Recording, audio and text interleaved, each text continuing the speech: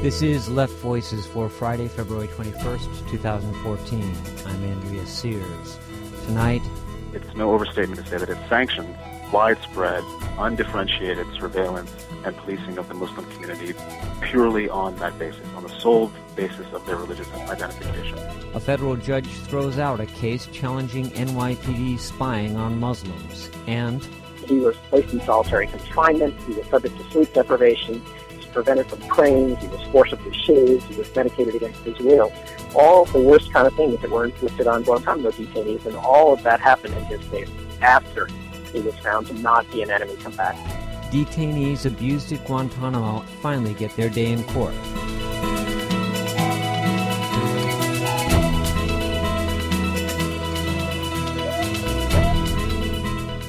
On Thursday, a federal judge dismissed a lawsuit challenging the New York City Police Department's broad surveillance of Muslims in New Jersey. Without hearing oral arguments, Judge William Martini issued a 10-page summary opinion dismissing the case because the plaintiffs lacked standing and because the court did not believe the plaintiffs' claims of discrimination were plausible. The nature and extent of the NYPD's surveillance of the New Jersey Muslim community was detailed in a Pulitzer Prize-winning series of articles in the Associated Press. Since 2002, the NYPD has spied on at least 20 mosques, 14 restaurants, 11 retail stores, 2 grade schools, and 2 Muslim student associations in New Jersey. The monitoring included video surveillance, photographing, community mapping, and infiltration. But after more than a decade in operation, the surveillance program hasn't produced a single lead on terrorist activity. In a remarkable twist, Judge Martini said the Muslim community was not harmed by being targeted for surveillance based only on their religion. Nowhere in the complaint, he wrote, do plaintiffs allege that they suffered harm prior to the unauthorized release of the documents by the Associated Press. This confirms that plaintiffs' alleged injuries flow from the Associated Press's unauthorized disclosure of the documents.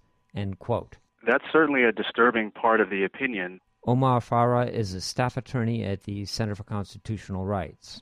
The decision seems to say that there's no harm to our clients through this government misconduct so long as it remains secret, and that the only harm caused was by the AP's disclosure of what is quite plainly a discriminatory policing practice. That just can't possibly be right, and it sends quite a chilling message for the press and what it means to disclose this kind of conduct. And it ignores, I think, really the concrete harms that our clients pled. Well, the harm was the surveillance itself, the discriminatory act of targeting people for surveillance based on nothing other than ethnicity or religion. That's right. That's critical. The harm is not the surveillance, and we never pled that. The harm in this case is discriminatory surveillance. It's surveillance based on one characteristic alone that our clients shared, and that is their Muslim religious affiliation. The decision seems to miss that point altogether, which is just tragic because that's entirely the thrust of this case. We are making a very simple argument about a profound and fundamental American right, the First Amendment, and that these individuals have the right to practice their religion openly and freely, and that the NYPD can't single them out on the basis of their religious affiliation for a discriminatory policing practice. We didn't see a full analysis of that in the decision, and it's quite disappointing and quite disturbing. The decision was based, at least in part, on Anthony Kennedy's opinion in the 2009 case that had challenged the NYPD's detention of Muslims post 9/11. What is the basis of that comparison?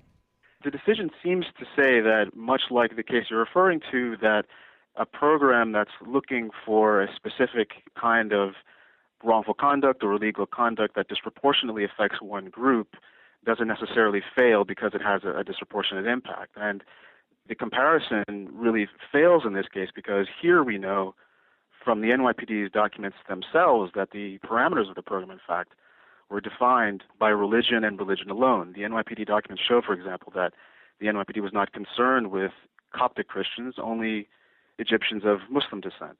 There can be no dispute based on the NYPD's own records that the scope of this program was narrowly tailored and defined to just the Muslim community in New York, New Jersey, and beyond. So this isn't a question of disparate impact. Our clients weren't harmed incidentally by the NYPD. They were targeted, and the comparison, I think, isn't particularly instructive and, as I've said, misapprehends, I think, really the core complaint that our clients brought. The case has also been compared to the Korematsu ruling from the Second World War internment of Japanese Americans. Is that a more apt comparison? The context is different, the time is different, but the underlying rationale is disturbingly the same.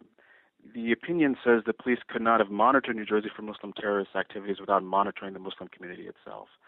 It seems to suggest that there's no way to do effective policing for this kind of activity without presuming that the entire Muslim American community in New Jersey and beyond is a potential threat, is a source of the next potential threat. And that is inflammatory. It's deeply, deeply troubling, I think, for New Jersey Muslims.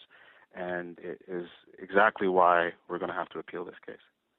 The surveillance program never resulted in a single credible investigation or arrest for even suspected terrorist activities. Does this play into the case at all? Does this have an impact on the complaints? Well, it's critical. It's critical, I think, to show that outside of just the legal arguments that we're making, which I think are sound and compelling and deserving of close attention from all Americans concerned with free religious practice and this kind of discrimination, it shows that this kind of policing simply doesn't work. The breadth of the program is such that if this were a policy that were effective, it certainly would have produced some kind of results. But for years and years of surveillance of our clients and others, the NYPD has absolutely nothing to show for it. And it's critical. Our clients were harmed in a way that undercuts basic constitutional norms that all Americans hold dear, and for absolutely nothing. And that, I think, is borne out by the NYPD's own concession that it turned up not even a single lead or basis for investigation. What would you say would be the ultimate harm if this ruling were allowed to stand as it is based on the logic of the opinion? Muslim Americans, I think many have feared that after 9/11 they are not entitled to the same constitutional protections, the same presumption of innocence, the same rights that other Americans are. And this decision confirms their worst fears. It's no overstatement to say that it sanctions widespread, undifferentiated surveillance and policing of the Muslim community purely on that basis, on the sole basis of their religious identification. And that's just antithetical to our democratic system of government. And what will be the process from this point forward? We have an appeal as of right, and we're still at the point now of meeting and discussing with our clients the impact. I mean, you can imagine they are very disappointed, but we are going to move forward with an appeal, and we're confident that the appellate court will have quite a different look at these facts and at the scope of the NYPD's program. Omar Farah is a staff attorney at the Center for Constitutional Rights. In another case argued by the Center for Constitutional Rights, a federal court of appeals in Washington heard arguments Friday morning in a lawsuit filed against former Secretary of Defense Donald Rumsfeld by 6 former Guantanamo detainees who were wrongly detained and abused while in that prison.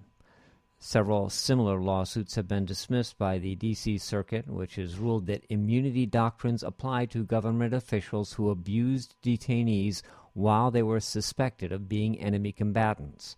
And so far, the Supreme Court has declined to hear appeals of those cases. But Shayana Kadidal, senior managing attorney for the Guantanamo Project at the Center for Constitutional Rights, says this case is different. 3 of them were actually released after the military's own Combatant Status Reviews Tribunal panel had determined that they were not enemy combatants. So these were guys who were cleared not even by a federal district court in a habeas proceeding, because the Court of Appeals has dismissed some claims like that.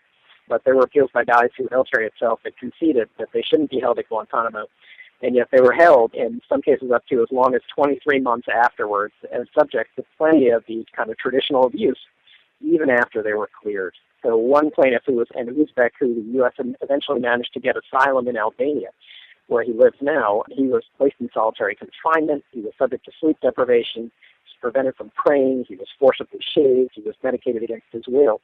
All of the worst kind of things that were inflicted on Guantanamo detainees, and all of that happened in his case after he was found to not be an enemy combatant. So today's appeal was really about, does that distinction make a difference? The lower court said, basically it doesn't, but we think that decision was way off base. And based on the tenor of today's oral argument, the Court of Appeals might agree with us. The last time we argued one of these cases for the family members of two men who died at Guantanamo in 2006, the argument was essentially cut off and taken over by one of the judges on today's panel, who essentially spoke the entire time and left almost no time to argue. Today it was 2.5 minutes before the panel came out with a question. And most of their intense questioning, I think, was left for the government, really, to answer the question of why it shouldn't make any difference that these abuses, interference with religious practice happened months and months and months after these guys were determined not to be enemy combatants by the same military that was carrying out the abuses. The consequences of the abuse have continued long after they were released. What's happened with these detainees since their release? A number of them were given asylum in Albania, which wasn't a great situation. It's a country that's kind of on the fringes of Western Europe, that doesn't have a lot of resources to help them out, where no one speaks Arabic, where the local language is extremely difficult to master. And the one who still lives there is basically living in poverty with his wife and a small child who managed to join him there. As to others, just to give you an example, one of the third guy who was cleared by the military, Sami al-Lafi, he was able to walk when he was brought to Guantanamo, but he left in a wheelchair. He was routinely beaten while he was there, had his Quran desecrated, his beard shaved, his religion mocked, all of that after he was found to not be an enemy combatant. And now he's living with family in Egypt, but he remains immobilized, in a great deal of pain, and really housebound. The third guy who was cleared by a military panel was taken from his pregnant wife and 5 children in Pakistan in 2002 and ended up getting sent to Albania as a refugee, so obviously still separated from his family when he was sent there. So like everybody else who left Guantanamo, these guys had terrible conditions and are still suffering, still carrying the scars around. And yet the government is making these classic lawyers' technicality sort of arguments to kick their cases out of court. And like with everyone else, has never offered them the least bit of an apology or any form of financial compensation that could help them move their lives along.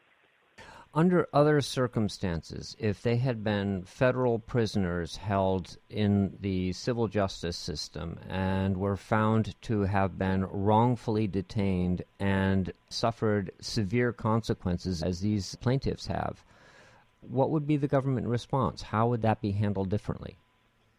I think the government would be fighting it out on the facts rather than on these sort of technicalities. If this had happened inside the United States, there would be a clear entitlement to bring, for instance, First Amendment direct constitutional actions for damages based on the interference with religious practice.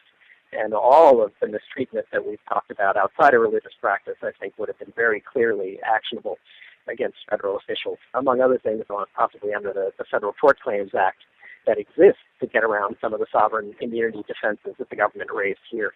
But the FTCA isn't available, according to the government, for things happening outside of the United States, and according to the government, Guantanamo is still technically outside of the United States for those purposes. What would have been a routine process, which might have resulted in administrative resolution rather than having to go to court of these damages claims, if this were in the U.S., because it was at Guantanamo, the government has a whole array of legal arguments with which to hold things up. Kind of ironic that today is the first actual day that any of us have stood up and said something in front of a court, because it was dismissed below on just written papers, and yet this is 7.5 years into this case. So today was the first time any court has actually heard arguments. And it is meaningful, that the whole idea of the day in court. I think it'll certainly mean something to these guys, that they at least had one chance to have their claims argued with an audience in front of a bunch of federal judges. What do you hope to accomplish with this lawsuit? What is the relief that you're looking for? Well, I think in the bigger picture, obviously there are not a whole lot of men who were cleared by CSRTs. So to the extent that this case is kind of turning on that specific distinction, there's a universe of about 38 men out of the 780 held at Guantanamo who might qualify and to take advantage of that. And plenty of those men probably don't want any engagement with the U.S. legal system. So in terms of its importance for this small group of individuals, it's a small group, and it'll be a long ways away, I think, to get some sort of financial relief, even if we win. But in the bigger picture, I think it's sort of remarkable that we're in our 13th year here of Guantanamo, and no one has offered an apology for what happened there from the top of 2 different administrations.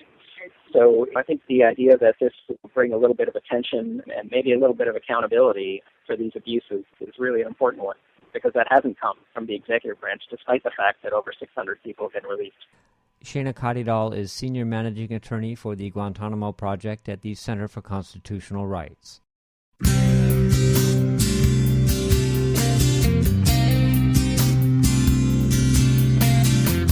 This has been Left Voices for Friday, February 21st, 2014.